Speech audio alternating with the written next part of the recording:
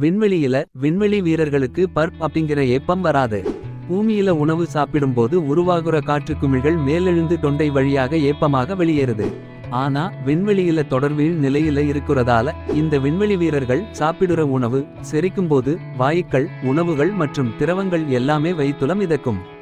இந்த ஈர்ப்பு விசையற்ற தன்மையானது உணவுப் பொருட்களை வாயுக்களை இயற்கையாகவே மேற்பகுதிக்கு அருகில் கொண்டு வராது.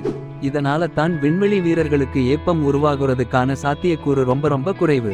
இதனால தான் பெரும்பாலும் விண்வெளியில விண்வெளிகளுக்கு பர்ப் அப்படிங்கிற ஏப்பம் வராது.